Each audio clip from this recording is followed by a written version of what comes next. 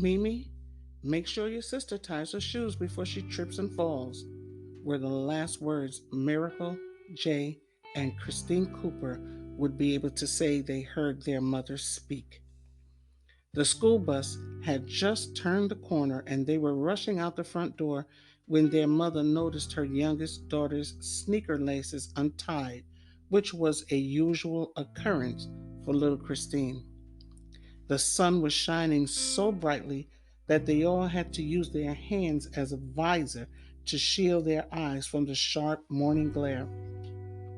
Okay, Mom, see you, yelled Mimi as she grabbed her sister's hand and ran to the bus, trying to beat her brother so she could get the window seat and not have to sit next to that boring, snotty Samantha Goldberg all the way to school. She never stopped to look back, but she noticed that her brother had stopped and turned around to look at their mother as if he had forgotten something or was about to say something. Jay, come on. You know the driver will yell at us if we're not there when he opens the door. I heard what she said. Let's go, she yelled as she continued on her way to the bus stop, pulling up to the curb in front of their house. Jay knew the driver of the bus didn't care for him or his sisters, so like most of the people that knew, they were half black and half white. And he usually did everything he could not to give him any reason to single them out for his nasty remarks, which would last all the way to school and in front of every child on the bus, which would in turn be taken up by the bullies that harassed them all day in school. But for some reason, he felt a strong urge to go back and hug his mother before he went to school this morning. He turned around and tried to get a glimpse of her standing in the open doorway of their little house, but the glare of the sun just made her look like a shadow in their long pink robes standing in the doorway. A strong fear suddenly gripped his tiny heart, and a feeling that he would never see her again almost caused him to run back to the house. But his sister's insistent voice, the sudden blast of the bus's horn, and the fear that the other kids on the bus would call him a mama's boy for running to hug his mother made him change his mind and turn and hastily run to the bus. As the bus slowly pulled away from the curb, he turned his head, trying to get another look at his mother, but only caught a glimpse of her back as she walked back into the house. Grab a seat, boy, snarled the driver through yellow stained teeth that gripped a soggy cigar and breath that made all of the children turn their heads away from him as they entered the bus each morning and each afternoon. Usually, the thought of any confrontation with the driver or any of the kids on the bus never even crossed Jay's mind, but the feeling of fear that had suddenly caused a giant sized knot to churn in the pit of his stomach made him forget all about his sour breath, his foul body odor, and his bigoted, hate filled, bloodshot eyes. Leave me alone, he said in a hoarse whisper through clenched teeth that only the driver could hear.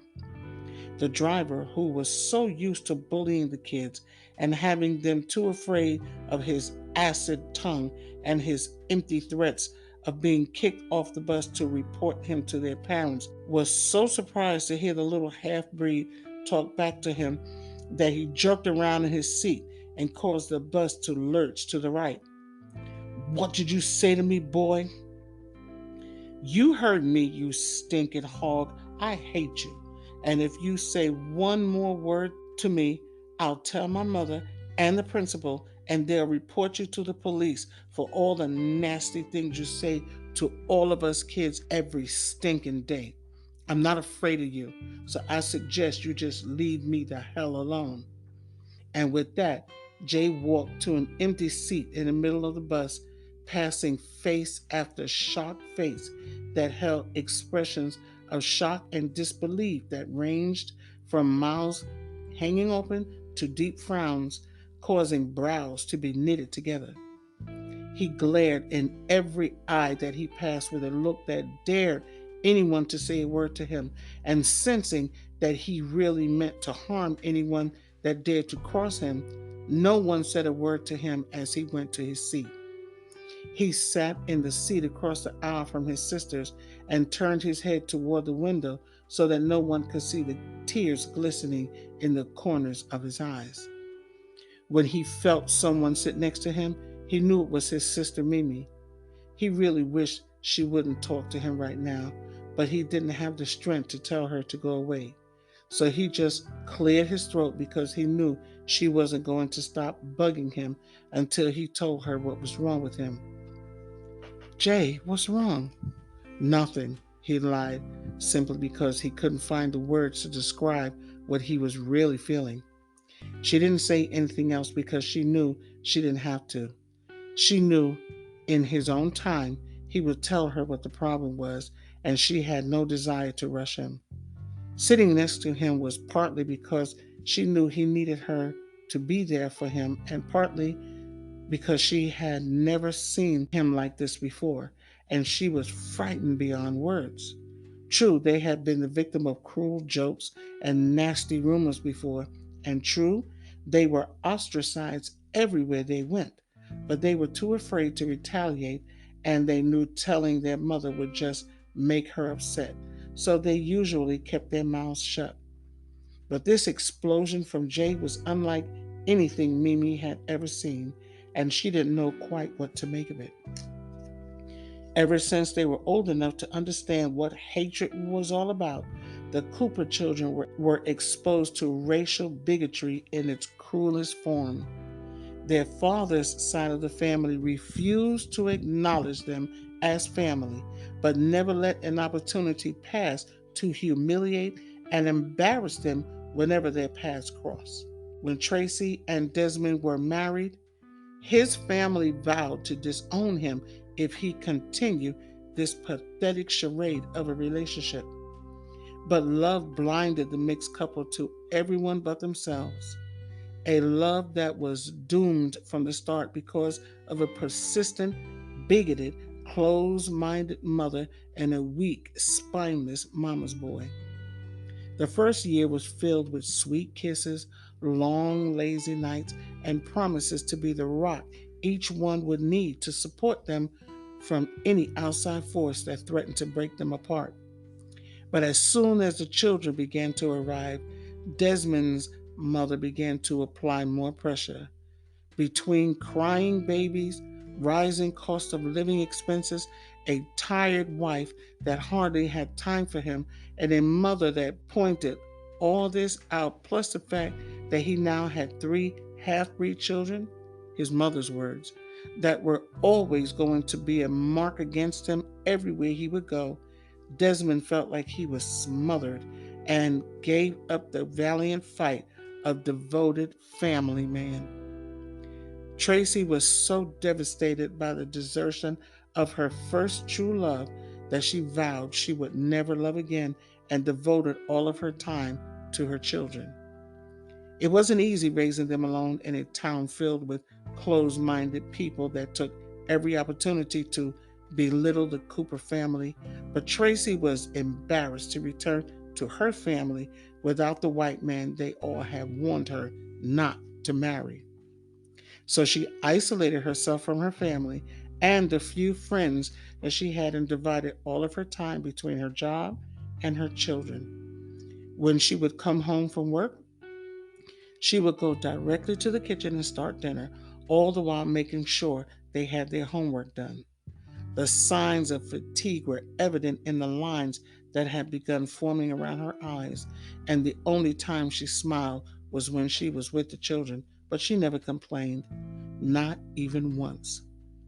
When Mimi and Jay would offer to help her with the cooking and the laundry, she would shoo them away, insisting they should go and enjoy themselves and not worry about her because she loved taking care of them and they would have responsibility enough without rushing into it. Jay knew his mother's heart was broken by his father's abandonment, and he hated him with all his might. But when his mother heard him say so one night to Mimi, she lectured him long and fierce about love and forgiveness and respect. Of course, he said he would forgive him and still loved him, all the things his mother wanted to hear. But inside, his hate for his father grew every day, and he secretly wished he were dead. It was a miserable existence that her children were forced to live, but Tracy knew it would not last forever and prayed every day they would not be emotionally scarred for the rest of their lives. Mimi had a small idea of all the torment her mother was going through because of their father's desertion and the local bigots, but everyone went out of their way to shield little Christina from all of life's ugly truths. When Jay saw his mother standing in the doorway waving to them, it felt like the last time he would see her, and the thought of never seeing her smiling face again was almost too much for him to bear. Jay loved his mother so much, and he couldn't imagine his life without her. Turning to his sister, he decided not to worry her about this silly feeling he was having. I'm okay, Mimi. I just wish I could do something nice for Mom, that's all, he lied. Mimi looked deep into her brother's eyes and knew he was lying, but chose to let it go, sensing this was what he needed. I know. When I saw you saying goodbye, I had the strangest feeling like I wasn't going to see her again. Isn't that crazy? When Jay looked back at her without answering her question, Mimi felt a lump in her throat and her heart began to pound heavily in her chest. There was a ringing in her ears, and suddenly it seemed like everyday sounds that had a second ago surrounded her were a long way away. Mimi, Mimi, are you okay? Jay was shaking her by the shoulders and whispering her name with a frantic look in his eyes. What? Oh, yeah, I'm fine. I'm okay. I was just thinking about something, that's all, she lied, and shook her head while moving away from her brother. She was so afraid of what she was feeling, but unable to express to her brother just what she was feeling. She decided to keep it to herself. So the two children sat next to each other all the way to school, gripped in a blanket of fear and misery, somehow sensing something was about to happen, but not knowing what to do about it.